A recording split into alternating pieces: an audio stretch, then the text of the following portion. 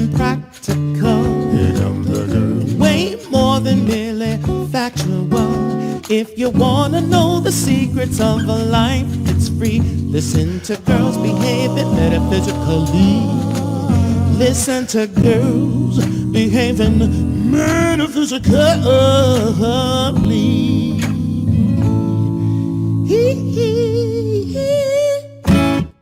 Welcome to Girls Behaving Metaphysically. Your hosts are two girls who believe that life is awesome, that laughter heals, and that it's possible to find deep spiritual insights in everyday experience. Join Robin Rice and Sumaya Wood for this week's adventure.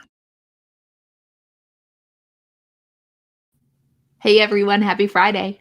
Happy Friday. I'm Sumaya Wood. And I'm Robin Rice. And we are Girls Behaving Metaphysically. Hope you're all having an awesome day, an awesome week, an awesome beginning of June. Can you believe it's June? Right, Friday. Yeah, summer. I know, it's official. It's official. Like Memorial Day kicks off the beginning of summer. Yep. Today here in the U.S. Yeah. We had two kids. This is the last day of school for one. The other one was yesterday. Wow. So it's official summer for them. It's official summer. Nice. That's so exciting. Summer. And you know what? I think we all need summer after the past year. Last summer didn't feel like summer. Well, it's just nice to keep to feeling like we're having a delineation of time. Yes. So yeah. Like, summer, and it means something, like we can go out and be in the sun. Yes. I know. And get that vitamin D, load up. Yeah. Lots of people planning travel and all kinds of things. I know. It's exciting. It's exciting. So today we are talking about navigating uncertainty and how do we do it, and how do we manage all of those unknowns that show up in our lives from, from everything like COVID to kind of those curveballs that life throws at you. And before we dive in, we would like to welcome everyone who is joining us live. If you are here live, just say hello in the chat down below and let us know you're here. Let us know where you're watching from. And if you are catching us on the replay, also say hello and let us know you've caught this show, and be sure to let us know where you're watching from as well. Change and navigating uncertainty. I was thinking it's really interesting that really everyone who's listening is the guest, because we have all become experts. I know. We all got thrown into the same pile, and now we've all come up with our own tips and our own things to do. Absolutely. So if you are joining us live, be sure to share kind of what you have learned over the past year of navigating uncertainty, what tips and tricks and tools have worked for you and helped keep you sane in the midst of all of these things that we don't know, and how they're showing up in our lives, and all the curveballs that life has thrown at us. Hi, Gil from the garage. And so what's worked for you, what hasn't worked for you, what insights have you kind of gleaned along the way? And absolutely, if you're catching us on the replay, do the same, because that will be helpful for folks. So Robin, did you just side-eye me? I did. I gave you the side. I was like, oh no, here comes a question. Okay, go. Bring it, sister. Bring it. Just what's kind of been your experience with change, and not just in the past year, but kind of in general. What are you the kind of person that likes change, that welcomes it? Do you hate change? Like which camp do you fall in? Yes. Because I found people are very much like, a lot, not everyone, but most people tend to fall in, I love change, I embrace the adventure, to I hate change and I don't like not knowing. Right. I think I don't know. Gil from the garage probably has his own opinion about that for me, but I think that I think I fall into I embrace change. I think I'm always ready to make it an adventure and find the good in it. Yeah. Um, do I like it? That's kind of subjective. There's always good and bad to it. The pandemic for me was it was fine. I liked it. I mean, it gave me a chance to be home and didn't have to make an excuse to be here, you know. So it was a good opening to being able to just kind of ease into what I really needed. And one of the things that happened during that was that um our sister Courtney, who lives with us, said, we all got a chance to really upgrade things. So because we were home, we started upgrading our office and we started upgrading our chairs that we sit in, and we started getting more things to cook in when we were making certain things to make it easy, you know what I mean? So we really got to up level and, explore a little bit more about what that meant to us. How about you? Nice. Well, that's awesome. If 0 is like I absolutely hate change, don't like it, like everything to be the same, and 10 is I embrace it wholeheartedly without equivocation, I probably put myself at an 8. I generally like it. It keeps, for me, change keeps life interesting. I like the adventure. I have learned over the years that when I am surrendered and when I am, which is sometimes easier said than done, and when I am surrendered and just trusting that God is good all the time, and that includes whatever the change process is, then I'm fine. I'm like, okay, whatever shows up has to be here for my good, and I, I'll just see what shows up and see how good is going to show up, in this adventure. And when I am not that way, change is a lot harder and much more difficult to navigate. And it's funny because my husband is the exact opposite. He does not like change. And so it's funny that the universe brought us together. Yeah, hysterical the way that works. I know, right? And so yeah, so it's always, I'm usually ready to like charge in. Okay, this is what's showing up. Let's do it. And then I have to remember that my husband is not ready to put that pedal to the metal and Right. kind of race off. And so it's always fun for me, like that reminder that not everybody in the world thinks the way that I do and embraces change the way that I do. And so it's a good reminder to kind of hit the pause button every now and again. And it's a good thing to know that, you have to navigate your husband differently, Yeah. that, it's just a way of listening and hearing and allowing everybody to have their process. Yeah. And that's what's so great is everyone does have their own process for change. And so there's no right way or wrong way. Yeah. Sorry, I cut you off. No, it's okay. I was just going to say that. And I feel like, I love it that you said, when I'm thinking, when you're believing that, it's all good, that God is all good and that it can only be good. And I think that's really good that you can just flow that way, because I think for the most part, I'm always believing, okay, God is all good. It's got to be good. But there's still a part of me that I go, but I don't want to. I still don't want to. And so I like, sometimes it's gotten better over the years, but I like to go kicking and screaming a lot of the time going, no, I don't want to. Even it doesn't matter what an adventure it'll be or that the greater good is waiting for me. I want to do it my way. So I'm impressed that just that mere memory of the that it's good out there switches it. Well, there was a very specific reason I didn't put myself at a 10 of 10 on that scale.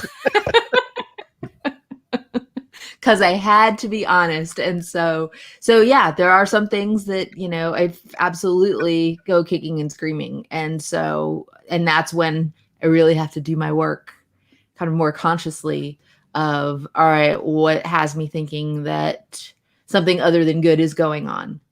And sometimes even then I'm still kicking and screaming, and that's okay.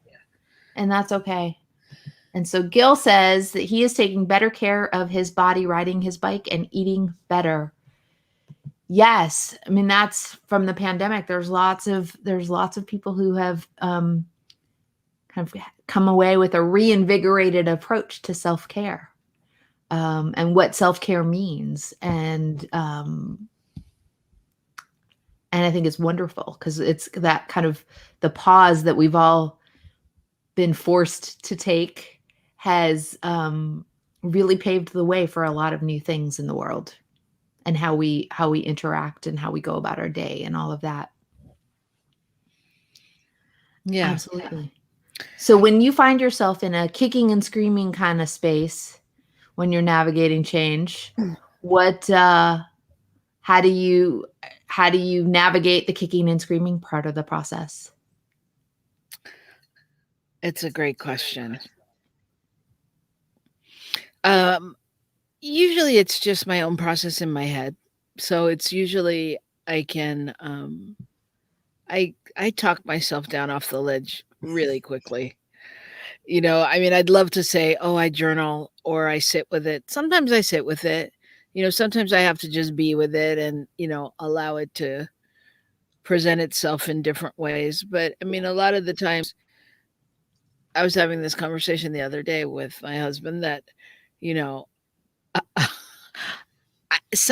I was just the kid that was like, you know, I used to wish that I would get depressed or discouraged or whatever, but I would be like, ugh, takes so much more time, and then I'm just gonna have to get over it and do this. Why don't I just get there now? So I kind of jump there, you know, I kind of go 0 to 60 really fast. Yeah. So I don't have a great answer for that. But if I was giving a tip, I mean, that's what I would say is to be with it and to journal, to write it out. I did tell a client the other day, I was like, you know, have a conversation with it, you know, really journal about it or have that conversation with whatever you're up against. And, you know, it'll tell you what it's there for generally. You know, They are not shy when you open the door for that conversation, at least based on my experience. Yes. Yeah, they will speak right up. They will speak right up.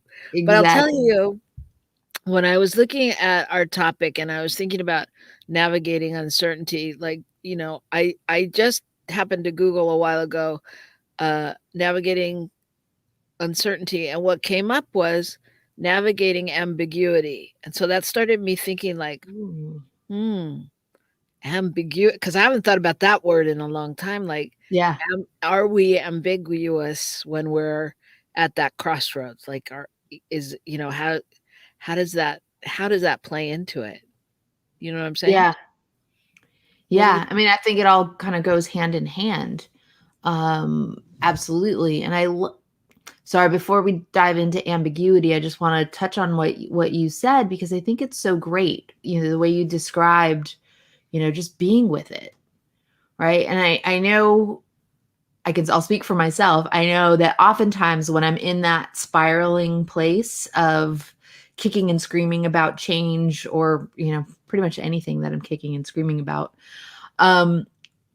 so often I want to get from 0 to 60 like that. Right. And I get pissed off at myself and I get frustrated of like, why can't I make that leap?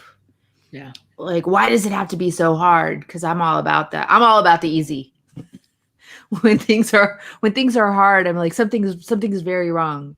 And so, you know, it's just such a wonderful reminder. Everything that you just said about that is sometimes you just need to be with it.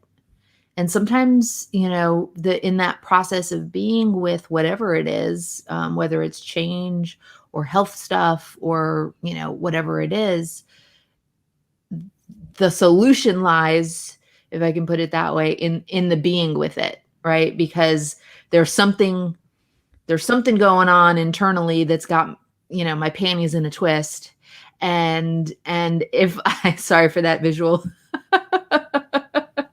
and so if I'm resisting whatever it is, trying to make the jump from 0 to 60 without figuring out what's behind that emotion, that set of emotions, then I'm just continuing to shove it down deeper and not pay attention to why it's showing up. And getting back to what I was saying before about if everything is showing up for my good, then that has to include whatever turmoil I've got myself in, right? And it's up to me to open the door to figuring out why that's showing up.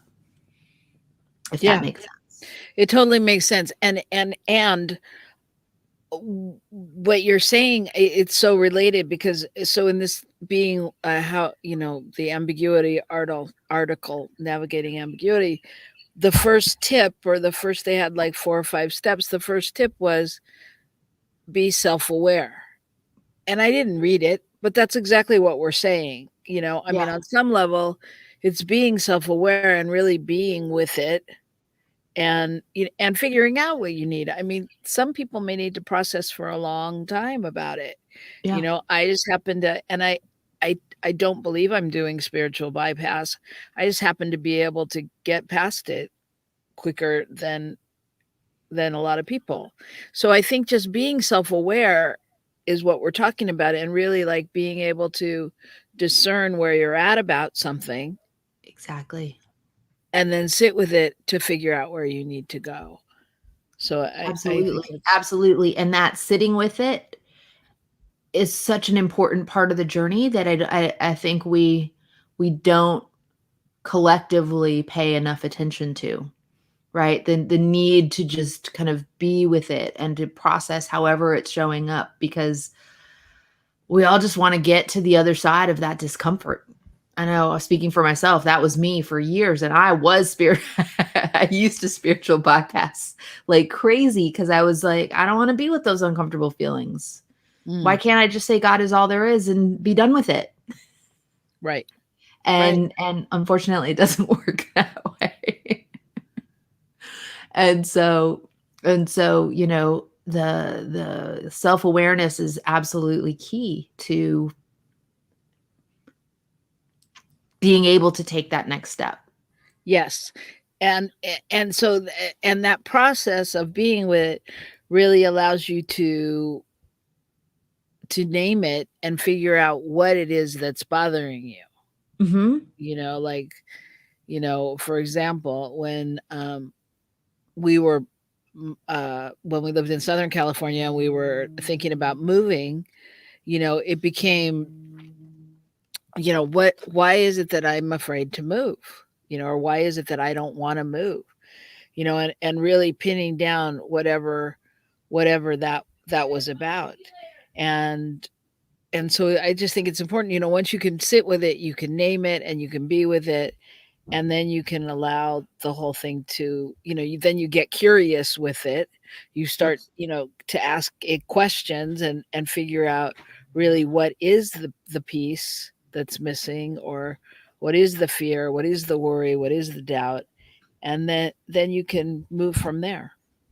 Absolutely. And while you were just talking about that, what popped into my head is that a lot of times, and I don't know that collectively we think about it in this way, and a lot of times when change is thrust upon us, we go through a grieving process, because we're grieving the way our lives used to be. And we're grieving, the way we used to be able to show up in the world, and the way the world used to be, and all of the things that kind of are encapsulated in that. And I don't know that we pay enough attention to and honor the fact that there is always a little bit of grief, or maybe a lot of grief, depending on the magnitude of the change, that we're navigating whenever we're navigating any change, or whenever Right. we're navigating any uncertainty. And that's the kind of thing that I think a lot of folks want to just brush over. It's because if it's not like a death kind of change, right? And in that sense, we typically give ourselves permission to go Right. through that grieving process. But whether it's a move or a job change or a relationship, change in a relationship, I don't know that we always give ourselves permission to kind of do that grieving process. And it makes me think we need to have Bonnie come back. Right. Right. Because it's true though. There's so much to explore around grief, and culturally, we as a society don't, I mean, we got to get to the next thing. We keep going. We must, we don't take that time, which is, and we don't like change. We work really hard to get to a place where we have a certain amount in the bank, where we know we can do this easily. We know we can vacation. We have like a set way that it should be. So like when things are not that, do we, or we don't, or whatever the great phrase is, take that time to really go, huh? I mean, even stuff like that may not have been ours, like even just the stuff our parents or the parents before them have put on us, Mhm. you really should be a doctor or a lawyer or do something different. I mean, it's weird because like we have this, we may never have wanted to do that, but we still have that tape playing in our head, Mhm. and can we let go of that? And oh, it just got very complex. Which is why people do not like change, because change is complex, because it brings up Exactly. all kinds of stuff. And it's what's so interesting is a lot of times the stuff that gets brought up has absolutely nothing to do with whatever change we're in the midst of navigating, right? It's usually some kind of trauma, or something that happened in the past that we're fearful of reliving. And so with my husband, for example, he does not like change because as a kid his parents were divorced, and he was constantly bouncing back between his dad and his mom, and there it was chaotic, and so he didn't have kind of that steady foundation. Yeah, it wasn't And stable. so, yeah, exactly. And so because of that, change is more challenging, because he automatically goes back to all of the stuff, and what he thought about change, and having to go from one house to another, one environment to another, back when he was a kid. Mm. And so that's where, having that conversation, like you were talking about earlier, Robin, is so important, because that's what really allows us to get to the root of the FUD, the fear, uncertainty, and doubt that is behind whatever's keeping us jammed up from the change. Yeah, absolutely. Absolutely. So, speaking of change, we've got a little bit of change coming our way. Yes, we do. You've got a little bit of change coming your way too. You've got a busy summer ahead of you. Yes. So if you have been watching the show for the past few months, you've noticed that my background changes every few weeks. And that is because I've been going back and forth to the East Coast to help my dad after a hospitalization. And so that's going to continue for the next few months. And so spending a few weeks here at home, spending a few weeks there with my dad, and tag teaming, taking care of him with my sister. So we have decided to take a summer pause that refreshes with the show.